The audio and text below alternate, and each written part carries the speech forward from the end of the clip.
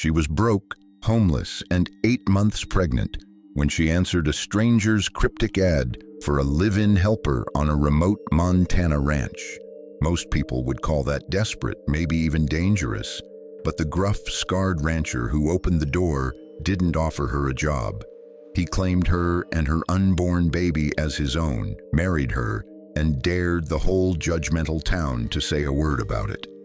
This is the story of how a woman with nothing and a man who'd lost everything built something the frontier had never seen before. The newspaper was 3 days old when Clara found it wadded up in the train station trash bin in Billings, and that tells you everything you need to know about how far she'd fallen. Not that she'd started high. Her father had been a freight clerk with ambitions, her mother had been a laundress with prayers, and Clara had been the girl who believed the smooth-talking railroad man when he said he'd marry her once the next promotion came through. The promotion came through, the proposal never did, and by the time Clara understood, she'd been played for a fool by a man who already had a wife in Chicago and another sweetheart in Denver. The baby was already growing inside her, and her parents had already died in the diphtheria outbreak, and her landlady had already thrown her into the street with nothing but a carpetbag and shame so thick you could choke on it. She'd been sleeping in depot waiting rooms for 2 weeks, trading sewing repairs for day-old bread, when her fingers found that crumpled newspaper and her eyes landed on an ad so strange she read it 3 times to make sure she wasn't dreaming. Needed live-in helper for remote ranch. Must not mind isolation, hard work, or a man with a past. Room, board, fair wage. No references required. Respond by wire. J. Thorn, Cutter Creek, Montana. No references required. Those 3 words sang louder than any hymn. Clara had exactly $4.30 to her name. Enough for a telegram and maybe a train ticket if she didn't eat for 2 days. She sent the wire that afternoon sitting on a bench outside the telegraph office with both hands pressed against her swollen belly, feeling the baby roll and kick and wondering if this was what hope felt like or just a different flavor of foolishness. The response came 6 hours later. Come now. Ticket waiting at Billings Station. Don't bring trouble.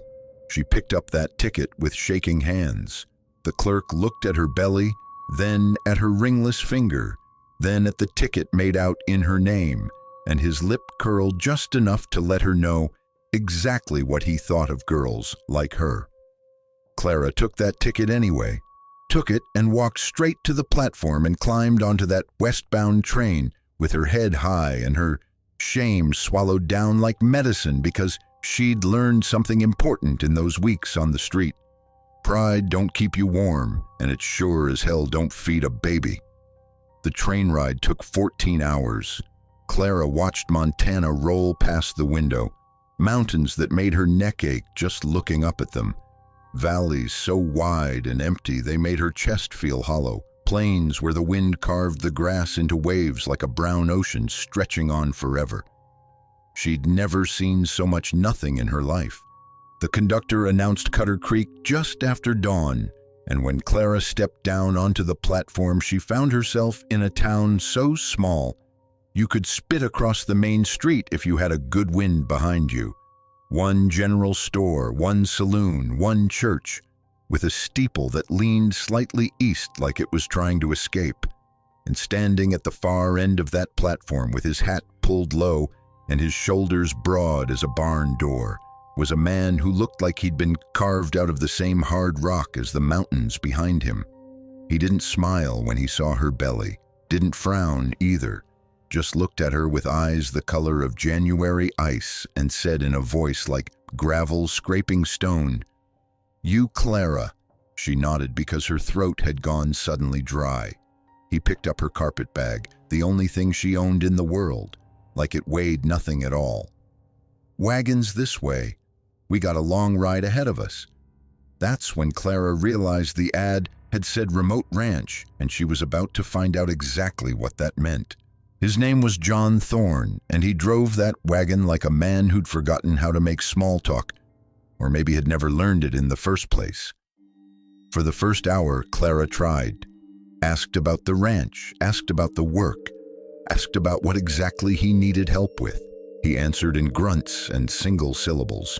The ranch was small, the work was hard. He needed someone who could cook and clean and keep things running while he worked the cattle. That was all.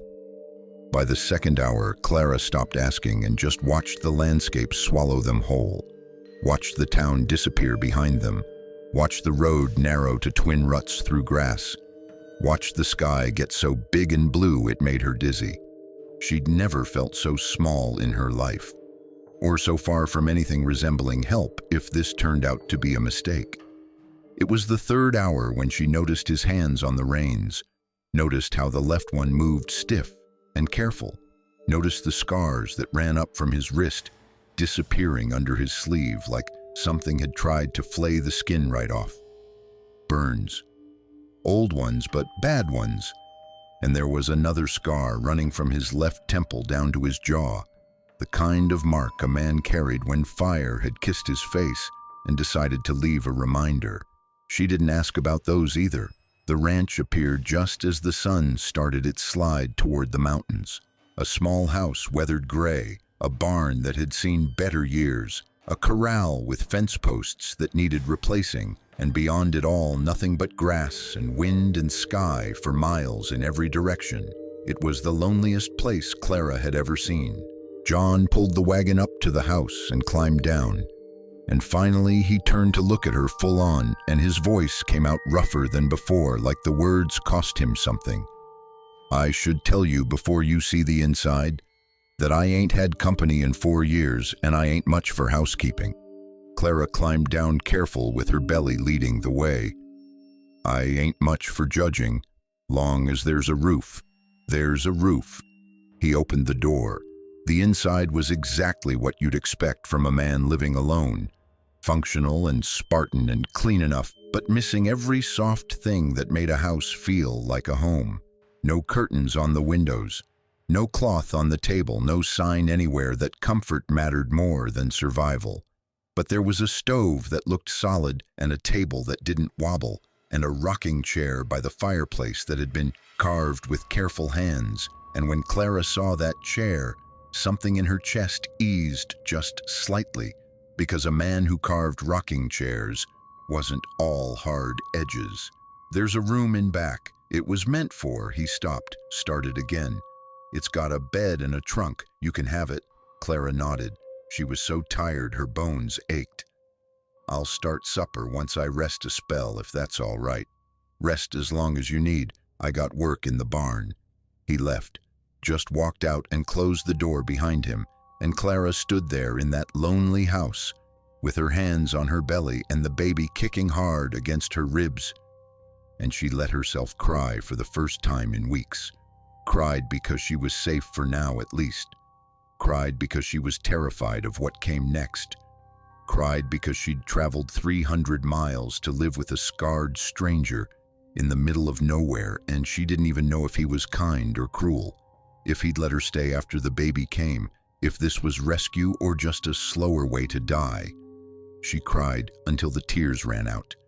Then she wiped her face on her sleeve and went to find the kitchen because crying don't make supper, and she had wages to earn. They settled into a routine over the next 3 days, and it was the strangest arrangement Clara had ever lived. John rose before dawn, worked until dark, spoke maybe 20 words total over breakfast and supper. He wasn't cruel, wasn't cold exactly either, just absent, like he was there in body, but everything else had been buried somewhere deep and locked down tight. Clara cooked and cleaned and tried not to waddle too obviously when her back ached and the baby pressed heavy on her hips. She found flour and dried beans in the pantry, found a crate of potatoes in the root cellar, found a jar of preserves that looked homemade and carefully labeled in a woman's neat hand, and that's when Clara understood. Someone had lived here before, someone who'd made preserves and planned for winter and then gone. She didn't ask, but on the third night after supper, when John was sitting in that carved rocking chair staring into the fire, Clara's water broke, just like that. No warning, No slow build, just a sudden gush that soaked her skirt and sent pain knifing through her belly so sharp she gasped. John's head snapped up. He saw the puddle, saw her face, and he was across the room in 3 strides. How far apart are the pains? That's the first. Another contraction hit, and Clara doubled over, grabbing the table. John caught her before she fell. "Can you walk?" She nodded because she had to, because there was no other choice. He half carried her to the bedroom, got her onto the bed, and when she looked up at him with terror bright in her eyes, he did something she didn't expect. He took off his hat, smoothed his hair back with that scarred hand, and said in a voice that was still gravel but somehow gentler, "I delivered 43 calves last spring and lost only 2. I know it ain't the same, but I know how birth works, and I ain't gonna let nothing happen to you or this baby. You hear me?" Clara heard, and because she had no other option, because she was alone and far from any doctor, because this baby was coming whether she was ready or not, she believed him. Labor was hell. Not the kind of hell preachers warned about, but the older kind. The kind women had been walking through since Eve, where your body betrayed you and time stopped meaning anything, and pain became the whole world.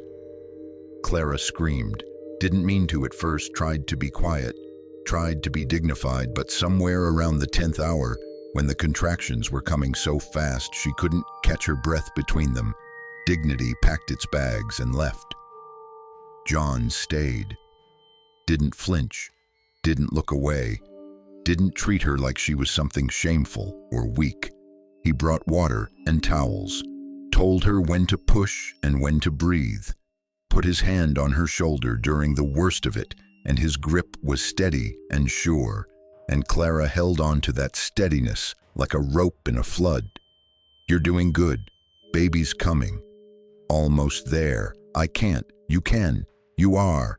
And he was right, because just as dawn started turning the window gray, the baby came in a rush of blood and fluid, and Clara's raw throat screaming one more time, and then a cry, thin and angry and absolutely perfect. John caught that baby with his scarred hands like he was catching something precious and breakable, tied off the cord with steady fingers, wrapped the baby in a clean towel. And when he turned to place that squirming bundle against Clara's chest, his face was wet. Not crying exactly, but not crying either. "It's a girl. She's perfect." Clara looked down at her daughter, her tiny, furious, red-faced daughter, and felt something crack open in her chest that had been locked tight for months. Love, the kind that didn't care about shame or circumstances or what the world thought. The kind that was fierce and total and would burn down anything that tried to hurt this child. She was still staring at that impossibly small face when John did something that changed everything. He pulled the rocking chair up next to the bed, sat down heavy like his legs wouldn't hold him anymore, and said in a voice so quiet Clara almost missed it, "I had a wife once and a daughter. Lost them both in a fire 4 years back. That's where the scars come from, trying to get them out. I couldn't. House went up too fast. I've been living here alone since because I didn't see the point in anything else." He looked at Clara then, really looked at her for the first time since she'd arrived. "When I saw your telegram, when I read that you were coming, even though you didn't know me, didn't know what you were walking into, I thought..." He stopped, swallowed hard. "I thought maybe God or the universe or whatever's out there was giving me a chance to do something right, to help instead of fail. So I ain't gonna ask you questions about where you came from or who left you alone or what mistakes you think you made, because I don't care. You're here. This baby's here. And if you're willing," another pause, "longer this time, I'd like to give you both my name, make you my wife legal and proper so nobody can say word one about this child being born without a father. I ain't asking for a real marriage. You can have your own room and your own life. But out here, a woman alone with a baby, that's hard. A woman with a husband, even one like me, that's safer." Clara stared at him, at his scarred face and his careful hands and his eyes that held so much grief you could drown in it. She thought about the railroad man who'd lied, thought about her landlady who'd thrown her out, thought about the clerk at the train station and his curled lip, thought about every person who'd looked at her belly and her ringless finger and decided she was less than human. And then she looked at this man who'd stayed through her screaming, who'd caught her baby like she was precious, who was offering protection without demanding anything in return. Why? Why would you do that? John's answer was simple. Because you need help and I need a reason to keep waking up, and maybe we can give each other that.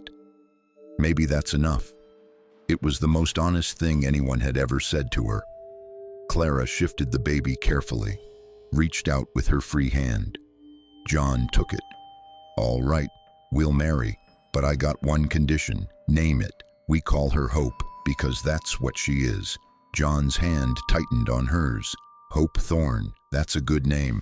They rode into Cutter Creek 3 weeks later, Clara in a borrowed dress that almost fit, John in his Sunday best, which was just his regular clothes cleaned, and the baby wrapped in a blanket Clara had stitched from flour sacks. The whole town came out to watch, not because they cared about John Thorn, who'd been a ghost for 4 years, but because word had spread about the pregnant woman who'd shown up at his ranch. And now here she was with a baby and a wedding on the way, and tongues were wagging so fast you could hear them from the church steps. The sheriff's wife, a woman named Margaret with a face like a hatchet and opinions she wore like armor, stopped them on the way to the courthouse. John Thorn, is that your child? John looked at her dead on. That's my daughter. Her name's Hope. But she's mine and Clara's mine, and if anybody in this town has something to say about it, they can say it to my face right now. He said it loud enough that every person in that street heard him, said it like a challenge and a promise. Nobody said a word. Margaret's face went red, but she stepped aside, and John took Clara's arm gentle as anything and walked her straight into that courthouse with his head high and his scarred jaw set. They were married by a judge who looked bored, signed papers that made it legal, walked out as Mr. and Mrs. Thorn with a baby who'd been born a bastard and was now legitimate in the eyes of God and Montana law. On the ride home, Clara said, "You didn't have to claim her like that. Could have just married me quiet." John kept his eyes on the road. "Wouldn't have been right. She's part of this family. Might as well make sure everybody knows it from the start. You ain't worried what they'll say? Let them say it. Words don't hurt worse than fire." And that was the end of it. Marriage to John Thorn was nothing like Clara expected, and everything she needed. He kept his word about giving her space, slept in the main room on a bedroll, never pressed, never pushed, never looked at her like she owed him anything more than cooking and cleaning. But he did other things, small things, things Clara noticed because she'd learned to measure a man by what he did when nobody was watching. He carved a cradle for Hope, spent 3 evenings in the barn working with careful hands, and when he brought it in, the rockers were sanded smooth and the sides were high enough to keep a rolling baby safe. He bought cloth in town, good cloth, calico, and muslin, and left it on the table without a word, and Clara made curtains and a tablecloth and a dress for Hope, and suddenly the house felt less like a shelter and more like a home. He taught Clara to shoot, took her out behind the barn with an old rifle and showed her how to hold it, how to aim, how to breathe steady and squeeze gentle, and when she finally hit the target, he nodded like she'd done something worth being proud of. Out here, you need to know how to protect yourself and the baby if I ain't around. This ain't charity, this is survival, Clara learned, and slowly, so slowly she almost didn't notice, the baby weight came off and her strength came back, and she stopped feeling like a woman who'd been drowning and started feeling like a woman who'd found land. Hope grew, rolled over at 4 months, sat up at 6, said "Dah" at 8 months, and John's face when he heard it was something Clara would remember till her dying day. Shock and wonder and grief and joy all mixed together. Like he couldn't believe he was allowed to have this. He was careful with the baby. So careful, like she was made of glass. But when Hope cried in the night, it was John who got up first. John who walked the floor with her, tucked against his scarred chest. John who hummed low and tuneless until she settled. Clara would watch from the doorway and think, this is what a father looks like. Not the man who plants the seed, the man who stays. Winter came hard that first year. Snow up to the windows, wind that screamed like something dying, cold that crept through every crack and turned morning water solid. They were snowed in for 6 weeks, just the 3 of them and the wind and the work. Clara thought she'd go mad from the isolation, but something strange happened instead. She and John started talking. Not a lot. John wasn't built for long conversations, but enough. He told her about his wife Sarah, how they'd met at a barn dance, how she'd laughed at his terrible jokes, how she'd been 6 months pregnant with their daughter Emma when the fire happened. Clara told him about the railroad man, about her parents, about sleeping in train stations and eating from trash bins and the terrible fear that she'd die in childbirth and leave her baby alone. They traded scars like some people traded recipes. And when spring finally broke and the snow melted and the world turned green again, Clara realized something that terrified and thrilled her in equal measure. She loved him. Not because he'd saved her, not because she was grateful, but because he was good. Bone-deep, steady-handed good, and she'd spent enough time with cruel men to recognize real kindness when it was offered without conditions. She didn't say anything, didn't know how, didn't know if he'd want to hear it. But then came the day that changed everything. It was late summer when 3 men rode up to the ranch. Clara was in the garden with Hope playing in the dirt nearby, and she knew before they even dismounted that this was trouble. You could see it in the way they sat their horses, lazy and arrogant, like they owned the world and everything in it. The one in front was handsome in a slick way that made Clara's stomach turn, because she knew that face, knew that smile, the railroad man. He swung down from his horse and his eyes landed on Clara, and his smile got wider. "Well, hell, Clara, been looking all over for you." Clara stood up slow. Her rifle was leaning against the fence post 20 feet away. Might as well have been a mile. "You need to leave, Robert. That any way to greet the father of your baby?" Hope looked up at the sound of the strange voice, started to cry. Robert's friends laughed. "Cute kid. Looks like me, don't she?" "She don't look nothing like you, and you ain't her father, not in any way that matters. Law might see it different, especially when I tell the judge you ran off with my child." That's when John stepped out of the barn. He had his rifle in his hands and his face was carved from stone.